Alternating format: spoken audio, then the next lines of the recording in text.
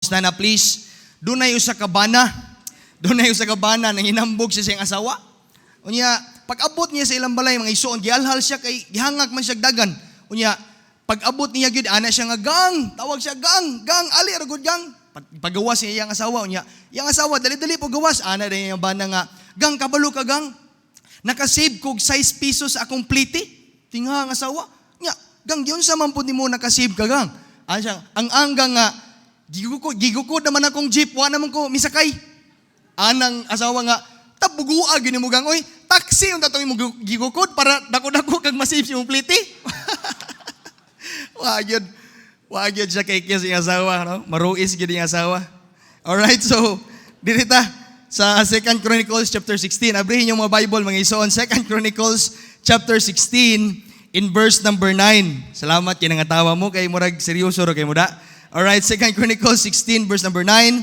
Ako rin mo basa mga isuon. Please follow me with your eyes. The Bible says, "For the eyes of the Lord run to and fro throughout the whole earth, to show Himself strong in the behalf of them whose heart is perfect toward Him." So ang title sa message this morning is Devote Your Heart to the Lord. Alright?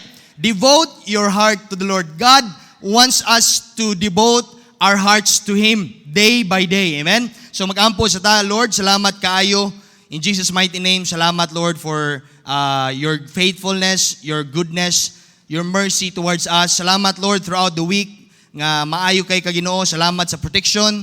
Salamat sa kapiskay sa panglawas. Salamat, Ginoo, Lord, for this time nga maminaw mi once again sa imong pulong. Salamat, Lord, sa kadaugan Sunday School kaganina. Thank you, Lord, for using Pastor Gilbert. I'm praying, Ginoo, Lord, nga ikaw mag-bless usab, Lord, sa panimbaho niyang hapon. Pastor Lloyd, ikaw mag-empower kaniya. Bisan pa, Lord, sa mensahe this morning, I pray, ikaw mag-tabang ka na mo, Lord, Holy Spirit, nga amo ni masabtan, amo ning makinasing-kasing, nga muuli mi, Lord, sa mga tagsa-tagsa nga mga panimalay, nga doon namin mabalon, doon namin nakatunan, doon namin na-learn, diya si mong pulong. I pray, Lord, nga ikaw mag-tabang ka na mo. Wala mi mahimo, Lord, kung wala ka. Badlo nga, Lord, ang gahom sa yawa, nga dili siya makasamok, Lord, sa mong service this morning. Salamat, Lord, sa tanan. In Jesus' name I pray. Amen, amen. So, salamat, mga isuon, sa inyong pagtindog. Now, devote your heart to the Lord. Mga isuon, here are a few things nga atong makatunan aning a verse. Okay? I'd like you to share with you a few things nga atong makatunan aning verse, aning ato ang text in 2 Chronicles 16 verse number 9. Number 1, God is looking. If you can see, next slide please. For the eyes of the Lord run to and fro throughout the whole earth. It means, the grammar mga ison aning a verse is the Lord is searching. The Lord is looking. Nangita ang Ginoo. Unya, ang pangutana, Pastor, kabalo mo kinsay gipangita sa Ginoo? Ikaw ug ako nga iyang mga kanakan. Amen? God is searching for you. God is looking for you. Mga ison, I tell you this morning, you matter to God. Importante tang tanan sa Ginoo kay nahimo naman tanang niyang mga anak. You know, it's sad to say, some people, kasagahanan sa mga tao, it takes time for them to realize that they need God. It takes time for them to realize that they are important to God.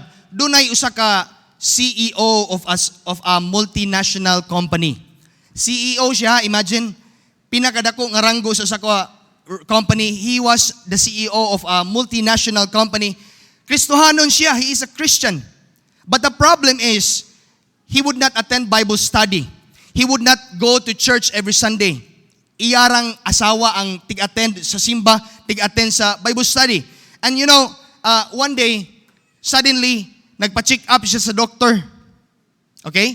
Nagpa-check up siya sa doctor, and then the doctor told the CEO, that man, "Sir, I don't like your x-ray. Wala ko ganahi sa resulta sa imong x-ray, sir." Nungutan na siya, "Dok, nga naman, unsay problema?" Ana ang doktor nga, "I think, sir, you have a cancer. Doon na kay cancer." You know, this guy, CEO of a multinational company, very rich, very successful, suddenly, mga ison, paminaw, suddenly he understood why he needs to go to church. Suddenly, he understood why he needs to pray. Suddenly, he understood why he needs to go to Bible study. Mga ison, unsa may punto ni mo, Pastor? Ayaw nagulata, mga ison, nga dunay mga kalamidad, nga moabot sa mong kinabuhi, nga diha pa ka mangita sa Ginoo. Amen? Nga diha pa ka muduol sa Ginoo, Lord, tabangi ko. Pero ulay hina mga igsoon kay naman wa ka mangita sa Ginoo with all of your heart. Number 2, unsa may makatunan nato ani nga verse. Next slide please. I underline it there. Next slide. To show himself strong in the behalf of them. God, ang Ginoo nato gusto niya nga ipaila sa ato kay anak naman ta niya in the behalf of them. It means sa ato nga mga kanakan niya. Gusto sa Dios nga ipaila niya gamhanan siya nga Dios. So, mga igsoon, what can we learn? God wants you to know this morning that He is in your side. Amen? He is in our side. Dili siya batok na to, di siya against na to, apan kauban na to ang Ginoo. Amen? The problem is, ang problema, why, pipila na to ng mga Kristohanon, why are we running away from God? Amen? Why, nganong kadaghanan na to, di man taganahan mo paduol di sa Ginoo, di man taganahan kung moingon nagsimba, di na taganahan kung moingon pasulminingon ta, patagaon ta, we give our tithes and offerings sa Ginoo. Nganong mudili man ta? Mo ni problema usahay. Now, kung imong tiwason ang verse, no? Whose heart is perfect toward Him. Mao nay condition mga igsoon. That is the condition. In our crowd today, sa ato ang panimbahon this morning, sa atong congregation this morning, in our auditorium, there are 3 kinds of people. Okay? And there are 3 kinds of heart. Number 1, next slide please. Heart that is completely devoted to God. Okay? Check ko na imong kasing-kasing this morning. And then number 2, heart that is partially devoted to God. And then number 3, pinaka-sad, no heart for God. Asa man ta nabilong ani this morning? Mga igsoon, God knows your heart. Amen? Kabalo ang Ginoo sa sulod sa atong kasing-kasing. In fact, God is looking at your heart. God is saying, nag-ingon na Ginoo, I want to bless you. Gusto ka na ko panalanginan. Gusto na ko ibuubo ang mga panalangin sa Ginoo, sa mga panalangin sa imuhang kinabuhi. Apan, first, give me your whole heart. Importante kayo ni atong kasing-kasing mga igsoon. So, diha ta maglibot-libot karon. What's our message today? What's our message? Devote your heart to the Lord. All right? So, the word devote, dunay meaning ini. All right? Next slide please. The word devote, it means to give all. Napa mo, amen? To give all or a large part of one's time or resources to a person. Kabantay mo sa una katong I don't know, basin na pipila kaninyo nga dibutado kayo mo sa ato ang dakong relihiyon sa una. No? Bisa unsaon nimo ga explain sa mga tao nga mao ni paagi sa kaluwasan usahay sa ilang pagka-devoted gahi kay sila pasundon di sa Ginoo. It means to give all, ihatag na nimo ang tanan. Now, be honest, how many of you this morning are single? Dili pa kaminyo, say aloud amen. Hinayo yung uban ninyo di mo angko nga single pa mo no. Taken na mo. Amen. So, pangutan na mga single. Mga wala pa minyo, where is your heart right now? Asa man ang inyong kasing-kasing karon? Is it devoted to God or is it devoted to niya? Di ba? Mga igsoon, unsa may punto ni Pastor? My point is this. Next slide please. Next slide. Your heart is always devoted to something or someone. It cannot be neutral. Nakuha? Ang imong kasing-kasing dili, you cannot tell me, Pastor, neutral, maguna gusto nga. Di po ko init sa pagsunod sa Ginoo, di po ko pangkalibutanon. Tunga ragi ko, no. Kay imong kasing-kasing mo, pili ragi ng isa. Is it devoted to God or is it devoted to the world, right, mga ison? It cannot be neutral. Asa man devoted imong kasing-kasing this morning? Money? Naaba diha, nagsigi ba kag gukod sa kwarta? Career? No? Mo ba na gibutang nimo ang tanang gibuhos nimo tanang kasing-kasing nako sa kakong trabaho, Pastor? Your business this morning? Your family? Diha ba ka na-devote ang imong kasing-kasing? Mga ison, di na siya dautan. It's all good to have money, to have career, to have a job, to have a business, to have a good family. But God is saying, I want your whole heart this morning. Amen? Gusto na ko ang imuhang devotion. Put God first above all. Amen? Ibutang gyud sa imuhang kasing-kasing, Lord, whatever happens to my life, ikaw gyud akong first priority. Amen? Ikaw ako ang tinguhaon sa akong tibuok nga kinabuhi. That's why, in Matthew chapter 15, verse number 7, the Bible says, ye hypocrites, Well did Isaiah prophesy of you, saying, verse number 8, these people draw it nigh unto me with their mouth, and honor me with their lips, but their heart is far from me. Unsay pasabot ani nga verse mga ison. God is looking at your heart. Amen? The context ani nga verse, ang mga tao very religious. Doon ay mga Kristiyano nga grabe gyud di mo absent simbahan. Doon ay mga Kristiyano nga grabe gyud pagpaluyo sa simbahan. Pero Jesus Christ is saying, their heart is far away from me. Check our hearts this morning, mga ison, basin og napugos lang kag simba. Mga kauban ako si Silvi, basin napugos lang tag simba kay na attendance, basin og napugos lang ka kamo mga anak kay pugson mo sa inyong mama.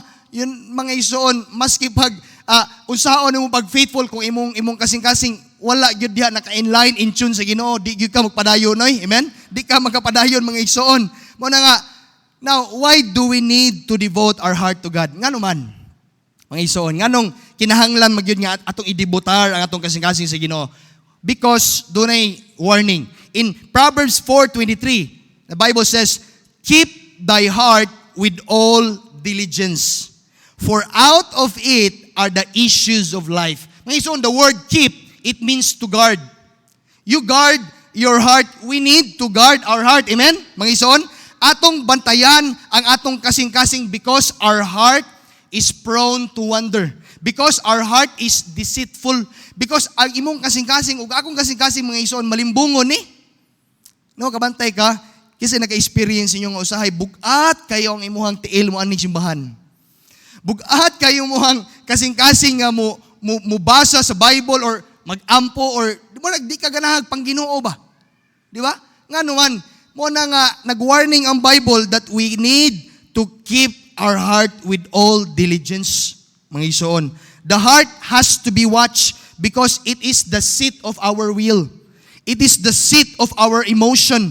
The one that makes decision kanang imong kasing-kasing. Di ba? And where your heart is, kung asa imong kasing-kasing mga ison this morning, it determines the direction of your life. Muna kung asa imong kasing-kasing, kung ang kasing-kasing nimo naa diha sa pagsunod sa Ginoo, naa diha sa pag-attend sa simba, matag Domingo, matag service ato sa midweek service, naa diha ang imong direction sa imong kinabuhi, amen? Naa ka diha nagsubay sa kabubuton sa Ginoo. Muna, if the heart is not right, I tell you mga ison this morning, your decisions will be wrong. Let me give you an example. When Jesus tells us in Matthew 22:37, lang tawa ha? Matthew 22:37, Jesus said unto him, thou shalt love the Lord thy God with all what? Thy heart, and with all thy soul, and with all thy might. Why is this verse mga ison foundational? Nganong importante man nga verse? Why? Because kung nahigugma ka sa Ginoo sa tibuok nimong kasing-kasing, mga tanan ko ninyo, makaya ba nimong pangilad ang mohang silingan? Dili. Yes or no? Di ba dili? If you love the Lord with all of your heart, will you study and read your Bible? Yes or no? Yes. Di ba? Kinahigugma man kasi Ginoo. If you love the Lord with all of your heart, will you obey God? Yes or no? Yes. Kaya naman higugma ka mo ng foundational siya. Kaya naman nanginahanglan og gugma. Nanginahanglan kay kung wa kay gugma diya sa pagsimba nimo, ay mga ison I tell you, pilar dali ka katuig. Dali ra kay ka masilo, dali ra kay may ubos kung ma-discouraging kasi mong Christian life mga ison. You know, you cannot love God until you experience Jesus in your heart. Amen? Because I tell you mga ison, only Jesus Christ can change our hearts. Amen ba mga ison? Apa mo diha? Amen? Only Jesus can change our hearts. Now, atong lantawon ang kasing-kasing ni Solomon. Familiar man tanan ni Solomon, anak ni David. In 1 Kings chapter 11 verse number 4. For it came to pass, when Solomon was old, sa dihang naidaran na si Solomon, that his wives, take note, wives, dili wives, daghang asawa, turned away his heart after what? Other gods. And his heart was not perfect with the Lord his God, as was the heart of David his father. This verse tells us mga ison that we need to watch our heart. Kano man, si King Solomon, Lantaw siya na-experience niya. Because dilibot pasabot mga igsoon nga sa dihang gihatag na nimo ang imong kasing-kasing sa unang panahon diya sa Ginoo. Kisay na-save ninyo nga batanon pa. Di ba? Daghan maybe kitaghanan na to nga na-save pa ka nga batanon ka. Dilibot pasabot mga igsoon nga gihatag na nimo ang kasing-kasing sa unang panahon. It doesn't mean that you will continue to be devoted to God. Di ba? Kaya usahay ra ba mulayo ta oy. Usahay ang imong kasing-kasing wala. Layo na i-check gud imong kasing-kasing mga igsoon this morning. Once upon a time, mga ison. Once upon a time, Solomon was very devoted to God. God appeared to Solomon twice. But when Solomon got old, sidihang natiguang na siya, naidaran na siya. Because of power, because of success, because of money, because of daghang kay siyang kabtangan, his heart was turned away from following the Lord. How many of you, mga tanong ko this morning, be honest how many of you, sa unang panahon, your heart was devoted to God. But how come now it is no longer devoted to God? How many of you? Ako, igo ko ani usahay ay. Sa unang panahon, grabe gid kayo, dikit kita, dikit kay Ginoo. Pero karon, ngano man? Why is it that it is no longer wholly devoted to God? Someone has taken your heart away from God. Now, I want you to look at the comparison. Unsay comparison? And as was the heart of David, kanang last phrase ng verse ba? As was the heart of David, his father. Did you know, nasayod ba mo that David committed some of the worst sins in the Bible? Kabalo mo ana. Unsay sala ni David gani? Unsay sala ni David? Adultery. Naagod siya asawa. Di ba? Pero si Bathsheba naa si bana. Pero giilog pa magyud niya, adultery. And then after sa adultery, unsay gibuhat ni David? Murder. Nakapatay siya og usa ka tawo niya, iyaha pag yung mighty men of Valor, sinaligan niya, and yet, mangison paminaw, and yet at the end of David's life, God described David as a man after God's own heart. How can that be? Ano man? Lantawaan, in Acts 13 verse number 22, I have found David, the son of Jesse, a man after my own heart, which shall fulfill all my will. In short, mga igsoon, paminaw, ang atong kasing-kasing, it is not perfect. Kung makabuhat gani kag sala sa Ginoo mga igsoon, if you do something wrong, paminaw, and then God the Holy Spirit convicts your heart, nga uy, sayop na, sala na, you are going to repent, right? Amen? Maginulsol ka, and then you say, Lord, sorry kayo, nasayop ko, dili gyud maayo akong nabuhat. Maginulsol ka, you are going to humble yourselves. Magpaubos kasi mo kagilingon. Why? Nganong yun naman? Because your heart is in tune with God. Mga igsoon, kung dili gani nakatono ang imong kasing-kasing sa Ginoo, lisod kay ka mangayog pasaylo sa Ginoo o sa imong mga sala, di ba? Pero nakanindot ani ni David, bisag worst sin ang iyahang nabuhat, he repented to the Lord. Because ang iyang kasing-kasing sakto.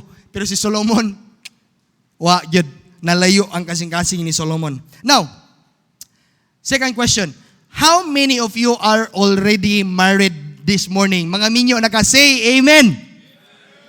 Nagana minyo ka na ba? Para makamatazad mo diya ba? You know, mga married couple, if you love God 100%, maminaw if you love God 100%, ang kapasidad sa imuhang paghigugma sa imong bana, paghigugma nimo sa imuhang asawa, musaka baya pud na. Amen? Sa una, sa tinuod lang akong asawa, pag bag-o lang naminyo, daghan kay mga indifferences. Sa una, ganahan ko murag tinis, halos murag kada adlaw ko na tinisan, pag-abot sa naminyo nako naundang ang tinis sa inyo, usahay maglalis mi. No, daghan kita kamantay ka, pero kung if you love God 100%, bitaw ka na bang nahigugmag ka sa Ginoo? Ang kapasidad nimo sa pag-understand sa imong asawa ug sa bana nimo, musaka sad na. Amen? And then, paminaw, when you love God with all of your heart, mga igsoon, paminaw, your capacity to love other people will also increase. Amen? Muna nga, dili na kaangay, masugko sa mong isig ka Kristohanon, ayaw na. Kung nakabuhat siya, dili maayo sa imuha, sagdi na lang mga igsoon, iampo na lang siya. Amen?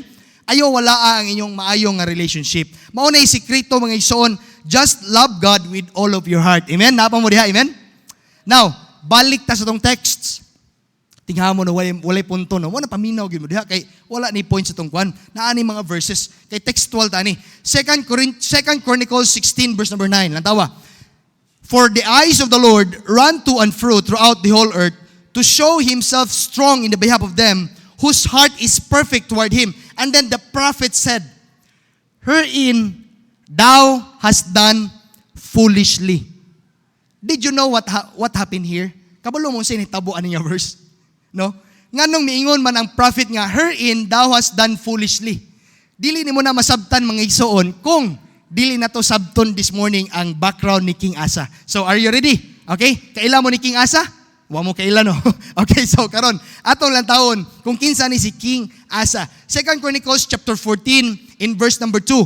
And Asa did that which was good and right in the eyes of the Lord his God. You see, when your heart is devoted to the Lord, your action speaks. Lang tawag ang Bible, Asa did. It means nagbuhat siya. Action speaks, right? That which was good and right in the eyes of the Lord his God. Next, unsa pay gibuhat ni King Asa in verse number 3. For he took away the altars of the strange gods. Okay? And the high places and break down the images, mga Diyos, and cut down the groves. King Asa removed idolatry. Praise the Lord. Ang uban ninyo nakadungog ko sa inyong testimony nga sa una grabe jud mo kadibutado ani nga larawan, pero sa diyang na-save ka inyo ang uban kabalo lang mo naay mga members sa diri gipangbuak nila ang ilahang mga larawan kay kabalo na sila sa kamatuoran. Wow, praise the Lord. Amen. Pareha ni King Asa. He break down all the graven images. He removed idolatry. You know, mga ison, when your heart is devoted to God, you will get rid of idols in your life. Amen? Di na ka mo simbag Diyos. Next, unsa pay iyang gibuhat in verse number 4. And commanded Judah. Next slide please. And commanded Judah. Unsay gisugo ni King Asa? To seek the Lord God of their fathers and to do the law, and the commandment. You see, mga isoon, if your heart is devoted to God, you will want to seek Him. Amen? Napa mo diha? Gusto nyo ka nga, mahibaw ka the more sa Ginoo. Amen? The Bible tells us that King Asa was a good king. Maayo siya nga hari. But it doesn't mean if you're a good king, exempted na ka sa problema. And here is the problem of King Asa. Gitistingan siya sa Ginoo. Lantawa ganiya. In verse number 9, lantawa, verse number 9, next slide. And there came out against them. Kinsa nakig-away ni King Asa? Zerah the Ethiopian with an host of 1,000,000. Now, mga tanaw ko ninyo, kung sa manang 1,000,000 pastor, how many people is that? 1,000 times 1,000 pila. Katong mga mayog math diri. Pila? 1,000, calculator din. Kaya ninyo. 1,000 times 1,000 pila? 1 million. Liman ka.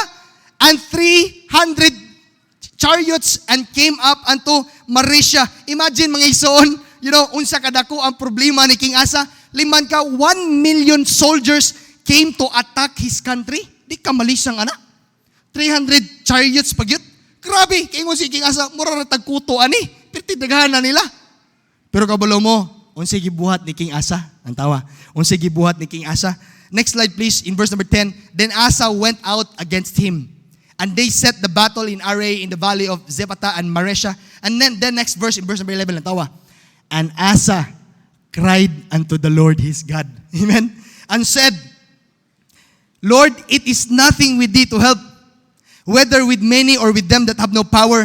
Help us, O Lord our God, for we rest on thee, and in thy name we go against this multitude. O Lord, thou art our God, let no man prevail against thee. Mga isoon, in short, Asa prayed to God. Amen? Nihangyo siya sa Ginoo, he asked help from God.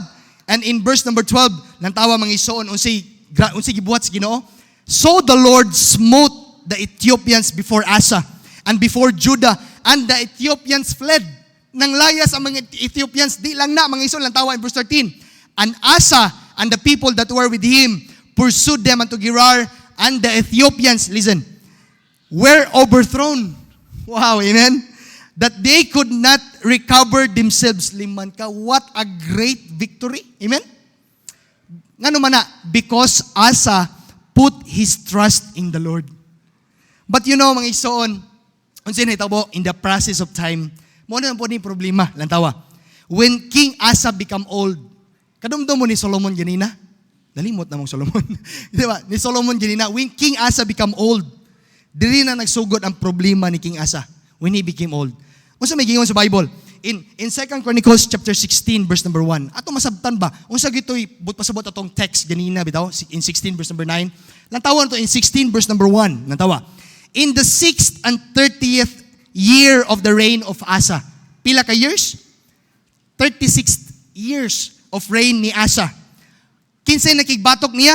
Baasha, king of Israel, came up against Judah and built Ramah to the intent that he might let none go out or come in to Asa, king of Judah. Mga igsoon, King Asa had been the king of Judah for 36 years. In other words, kini si King Asa was very powerful. Amen? He was, he has a lot of experience. He has a lot of victory kung magisgot na gubat or war. A lot of money. Very successful. But something happened to King Asa. Once upon a time, mga isoon, ang kasing-kasing ni King Asa was very devoted, wholly devoted to God. And then what happened? Unsa ni tabo lang tawa in verse number 2. This is the problem.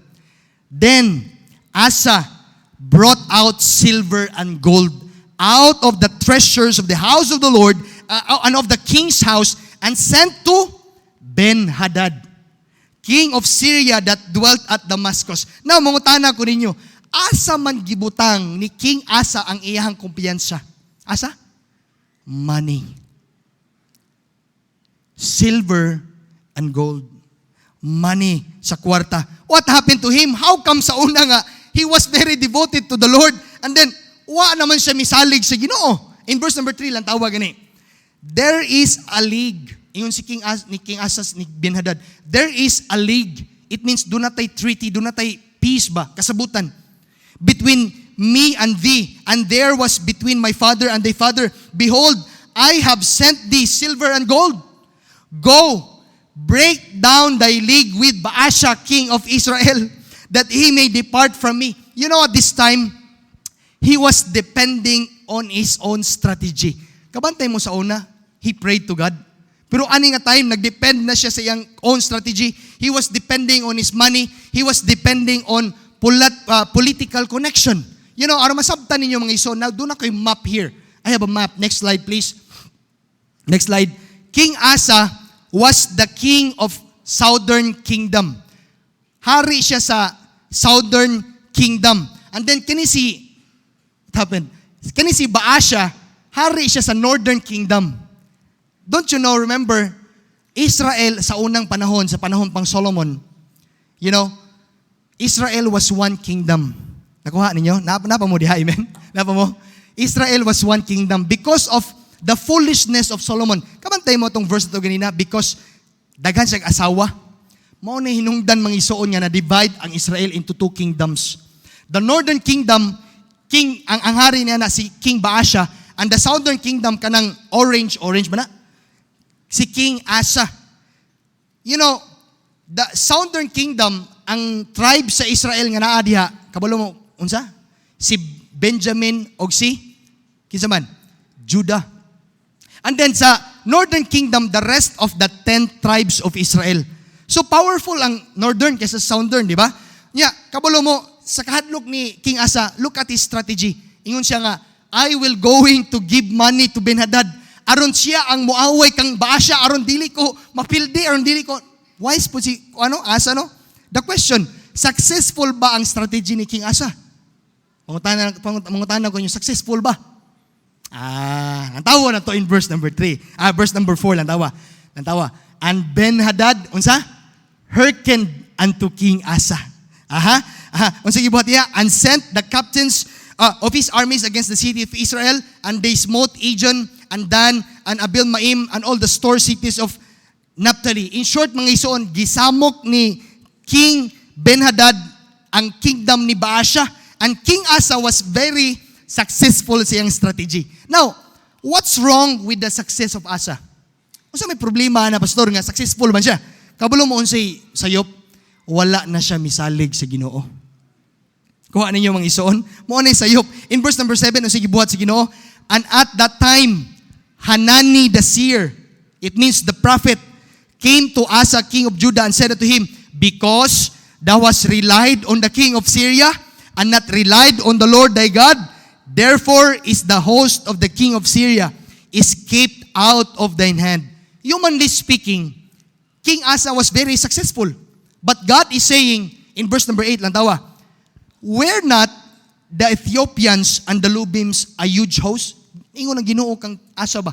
Di ba, Asa, ang Ethiopians ug ang Lubims, dagko man silang mga army with many chariots and horsemen, yet, because thou didst rely on the Lord, He delivered them into thine hand.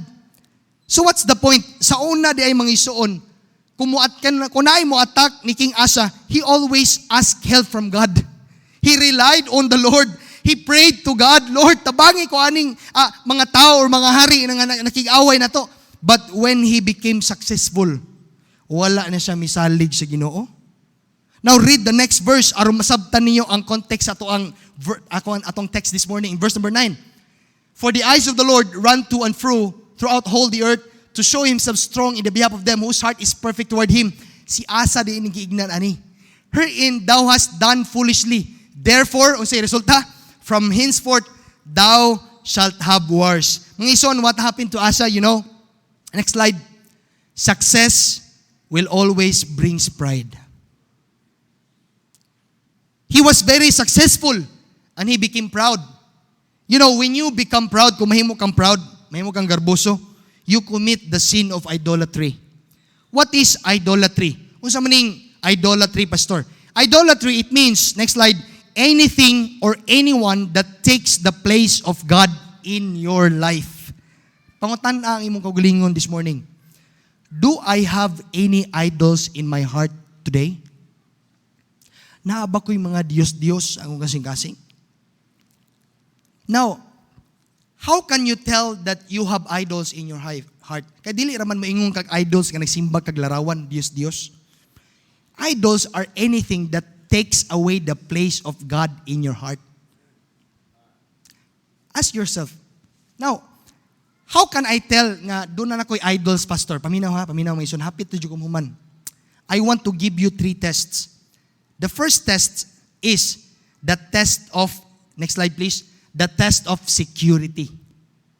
Where are you putting your security? Are you putting your security on money? Are you putting your trust or your security sa imong career, sa imong trabaho, sa imong negosyo? Pangutan na ay mo kaugalingon, what is the object of my trust? Am I still trusting God or nagsalig na ko sa ako ang bahandi? So that is the first test kung naa na kay idol. Labi naglantaw kasi mong kwarta sa bangko. The test of security. Asa man ay mong seguridad karon gibutang nimo. The second test, okay? Padayon ta, okay ra? The second test, or may balaan nimo kung naa na kay idols, the second test is the test of happiness. What will really make you happy? Daghan kayong taong maingon sila, Pastor, I will be happy when naanak ko'y balay, naanak ko'y sakinan, naanak ko'y kwarta nga igo-igo, ragyod nga makapaeskwela sa kong anak. Malipay na gid ko, Pastor. Daghang taon ni anak mo ingon ni anak. Many people will say, Pastor, I will be happy if kani si Brother James akong mabana. Oh, kamo mababayi. Or kani siya kay dato ni ako kining asawaho ni kay arangan ni madato sad ko. Kadagdagan kay mga tao nga moingon na mga kalibutanon yung mga tao, di ba? What will really make you happy? Unsa man gyud makapalipay nimo mga isuon? Are you happy following God this morning? Nalipay ba ka nga nagsunod ka sa Ginoo? Amen. Salamat. Amen. Mga isuon, what is the object of your happiness? Is it God or material things? Now, dirita si katulo. Okay? Padayon ta ha? The test of emotion. What will really make you angry? What will really make you sad if it is taken away from you? Kung kwaon sa Ginoo ba? Kanang butanga nga murag lantaw nimo, importante kay nimo. Nga makapasuko nimo, makapaguol nimo. That is the test of emotion. You know mga ison, don't get me wrong parents ha. Ay mo kasakit mga ginikanan. But you know what? Unsay ako nakatunan. Many parents have idolized their children. Ayaw mo kasukon ako ha, pero mo gini usahay tinuod. Na-idolize na nimo ang imuhang anak. Magsige kag ingon nga kining akong anak, ining mudako lang ni mahimo ning abogado, astag yun. Luwas jud ko. Di nagid ko di nagid mi magpabiling pobre. What if mga igsoon kani akong anak, mahimo gining doktor, imuhang tanang pagsalig ba naa si mo anak ba? Narabo kay ilan anak. Grabe gid kayo yung salig si anak niya. What if ba paminaw? What if kung imo anak magbinuang ba? Nahimo siyang addict or nahimo siyang nagpabadlong nimo. Naguba ang imuhang kwan. Di ba? Ang imong emotion na grabe na noon, di na ka mo ni apektuhan nung di na ka musunod sa Ginoo. You know mga ison, next slide please. You know ba? I hope you learn from this. You must learn to hold on to things loosely because God can take them away anytime. So don't make your work, paminaw, don't make your business, don't make your possession, don't make your family your God. Ayaw buhatan ng imuhang trabaho, imuhang negosyo, imong pamilya, murag imo ng Ginoo. King Asa make a big mistake. He began to believe in himself. Believe na siya sa iyang kagalingon. Ug mo ni problema. You know what happened to King Asa? So dihang gi-correctionan siya ni Hanani, the prophet. Kabalo mo si ibuhat niya. Pait kayo lang tawa. In verse number 10. Kung si reaction niya. Next slide please. Then Asa was wroth with the seer. Nasuko kayo siya sa prophet and put him in a prison house for he was enraged with him because of this thing. And Asa oppressed some of the people the same time. Mga ison, paminaw, listen. When people corrects you, kung ang tao mo correct nimo, badlungon ka si mong sala, ayaw kasuko. Oy, amen? Kung imo atong pastor, usahay mawalihan ta diri sa pulpit og sakit-sakit nga wali, ayaw kasuko, amen? It is for our good. Kaya naman nakikistorya ang Ginoo nimo. Ayaw ka ay pangluod nga ignon kasi mong papa nak, ayaw lang na dayon na siya nak. Kay murag lantaw nako dili na siya murag makaayo sa inyo sa imong relasyon. Paminaw ayaw kasuko, amen? Ayaw kasuko kung koreksyonan kasi mong mga sala mga ison. Dapat tang magpasalamat sa Ginoo when a Christian, when your fellow Christian criticize us, amen? When a fellow Christian rebuke us, correct us, because kanang mga tawhana, sultihan ti ka mga ison, kanang tawhana, kanang Kristohano na, nahigugma na nimo. He loves you. Kaya kung wa pa na siya mahigugma nimo, pasagdaan ka na, ay bahala na kag mabackslide ka diha. Di ba? Nakuha niyo akong punto mga ison. That person loves you kung koreksyonan ka niya. Mo na nga higugmaan na, pasalamating Ginoo, amen? Napa mo diha, amen? 2 Chronicles 16 verse number 12, padayong ta. And Asa, in the 39th year of his reign, was diseased in his feet, until his disease was exceeding great. Pero, lantawa, yet in his disease, he sought not to the Lord, but to the physicians. Mga ison, listen, there is nothing wrong when you seek help from doctors. Yes, importante na kay makatabang na nga maulian ta or ma-examine nila kung si sakit na to. But put your confidence not in medicine. Amen? But put your confidence not in the doctors, but put your confidence in God. Amen? Amen?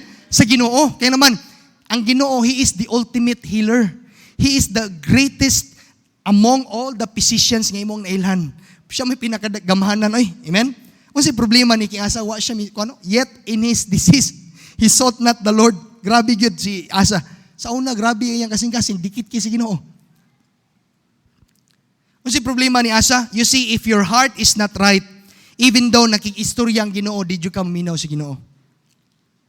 Don't you know sometimes God allows sickness, God allows problems in our lives to speak to us. Kabalo mo usahin natin problema, na kay sakit, doon na kay balatian, kay gusto sa Ginoo nga makiistorya nimo.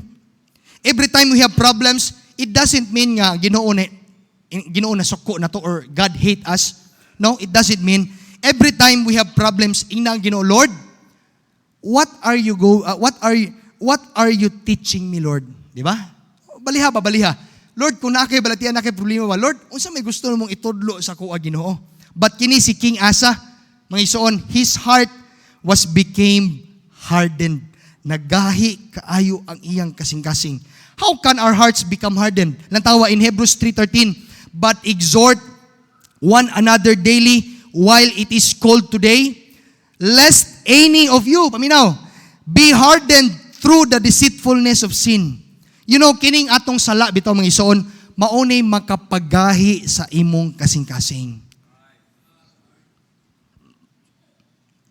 You know, a little sin, gamay nga sala, a little compromise, di na nimo mabantayan, your heart becomes harder and harder and harder and harder and harder. Gamay lang na magsugod. Kumusta man imong kasing-kasing this morning? Mutana ko nimo personally. Gahi ba gahi? Humok ba? When you do something wrong, kung makasa ta sa Ginoo, sa iyang atubangan, be humble, amen? Paubos mo giling hinulusuli ang imuhang mga sala nga nabuhat sa Ginoo. Ayaw gyud paghahia ang imong kasing-kasing mga isuon. Kay kung gahi na imong kasing-kasing, unsay tendency, di nakaganahan mo simba. Kung gahi imong kasing-kasing, unsay tendency, di nakaganahan mag-ampo. Di nakaganahan magbasa sa imong Bible. Yung people, di nakaganahan mag-appeal yung people's program. Sa una, dagan kayong mga trabahante sa silbi nga, grabe good, dikit good kayo appeal yung people's program, pero karon usahay, makita ko diya sa mong balay diya, maglili ko, late na maabot sa yung people's program. Nga naman, saan ninyo kasing-kasing, mga yung people? Gahi na. Kung gahi mong kasing-kasing, di nakaganahan maminaw sa wali. Murag, ang wali, murag, kuha na lang nimo, murag soundbox. Hapit dugaya mahumanoy, sino kag-ana ba kwenta? You know, because your heart was hardened. Gahi ang imong kasing-kasing. Now, unsay gusto sa Ginoo nga imong mabalaan this morning? Jeremiah 29 verse 11 lang tawa ra gud ang Ginoo, Lord. For I know the thoughts that I think toward you, said the Lord, thought of peace and not of evil, to give you an expected end. Wow, amen. Kalinaw ang gihunahuna sa Ginoo nato. In verse number 12, then shall ye call upon me, matawag ka nako, and ye shall go and pray unto me, and I will, unsay promise sa Ginoo, hearken unto you. Minaw siya, amen. In verse number 13 lang tawa, and ye shall seek me and find me when ye shall search for me with all of your, what? Heart. Usara gyud gipangayo sa Ginoo nato this morning mga isuon. God wants you to give. God wants you to devote wholly your heart to God. Amen. Usara gyud, kasing-kasing ra gyud nato. Kay kuyaw kay nito kasing-kasing ay malimbungon gini. Look at Jeremiah 33:3. I'm almost done. Call unto me, and I will answer thee, and show thee great and mighty things which thou knowest not. You know, mga isuon, this is what I learned as I study kaning message bitaw nato karon. As I study this, muna akong nakatunan. Lantawa. Next slide please. It is costly to follow Jesus. Yes, I admit it. Lisod gyud kayo usahay mo sunod sa Ginoo. Come on, admit ba mo? But it is more costly not to follow Jesus. Mga ison, doon naging consequences kung dili ka mo sunod sa Ginoo. And many of us, no wonder, paminaw, and many of us are missing out the blessing. Na-miss nimo ang mga panalangin nga giandam sa Ginoo dinha sa imong kinabuhi. You know why? Nga naman, because ang imong kasing-kasing is not wholly devoted to God. Amen? Wala nimo gihatag ang tibuok nimong kasing-kasing sa Ginoo. Mga ison, what is stopping you? Unsa may nakapugong nimo from surrendering your heart to Jesus? Why are you very reluctant? Nganong usahay mo reluctant ka ba? Maduwa-duwaon kay ka in giving your all to Jesus. Ano man? Nga Ginoo man nato siya. Amen? Kabalo mo sige buhat sa Ginoo, grabe ni nga verse. I don't know if ma-understand mo ni nga verse. Unsa kabug-aton ni nga verse? Romans 8:32. Nantawa, he that spared not his own son. Capital S, it refers to Jesus Christ. Wala niya gihikaw, but delivered him up for us all. How shall he not with him freely give us all things? It is a question, amen? How? You know what God is saying? Ingon ang Ginoo, nahatag ganin ako ang akong most precious possession, akong pinaka-importante nga possession, my only son, Jesus Christ, gihatag ganin ako ninyo. How will I withhold? Nganong ihikaw man ako ang mga butang nga para ninyo? Ano man? Di ba? Nakuha ninyo akong punto mga ison? Wala gani gidalo na sa Ginoo. Usahay magura itong kasing-kasing. Layo na sa Ginoo. That's the fact. Think about it.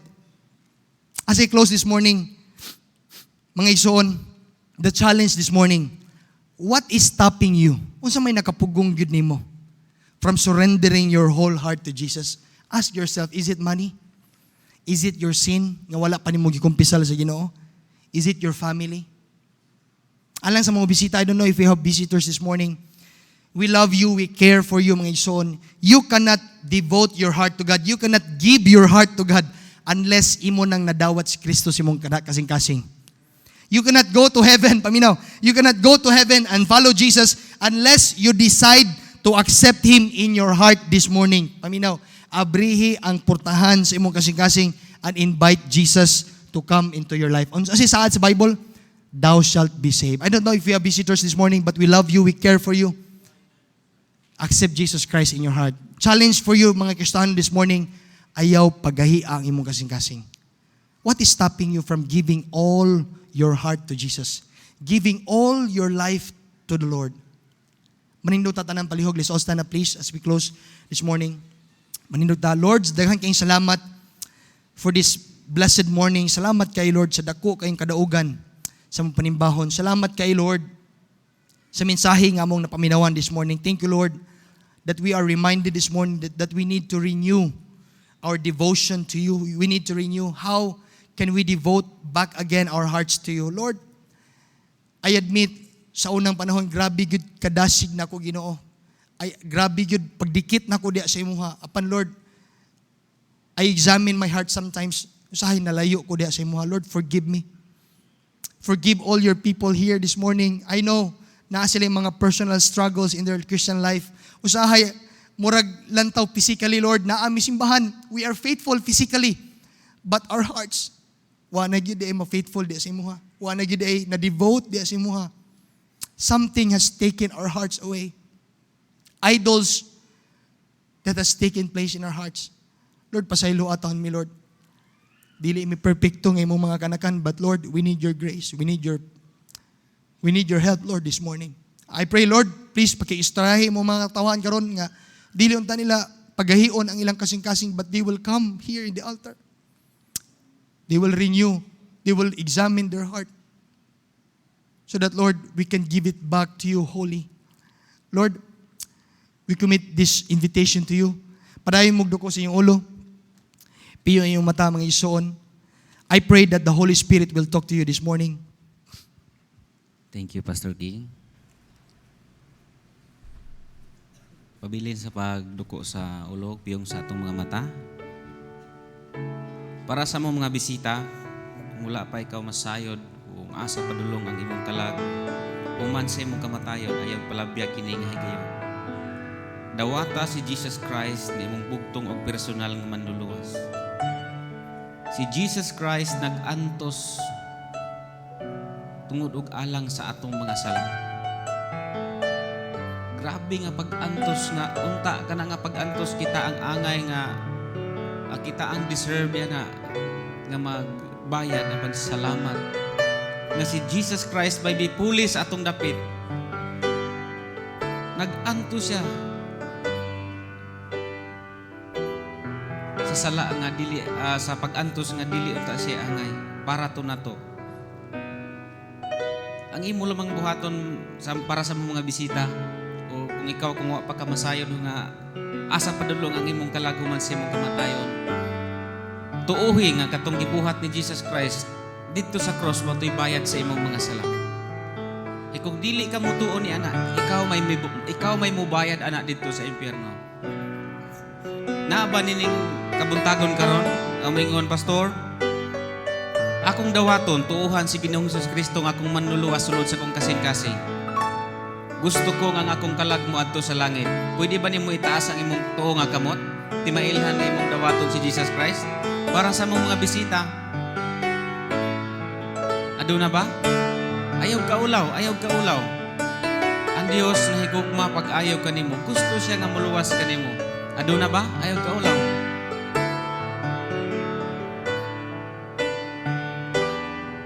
I hope nga ang tanan nakadawat na ni Jesus Christ. Now, Christian, devote your heart to the Lord.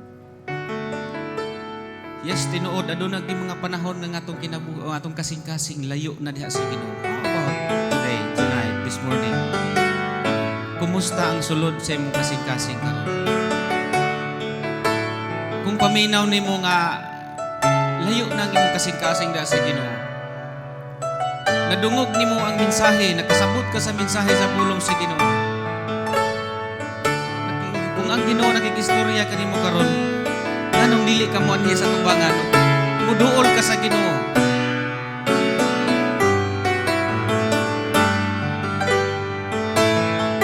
Pangayuid pasaylo sa Ginoo kung unsay mga butang nga naasulod sa imong kasing-kasing karon.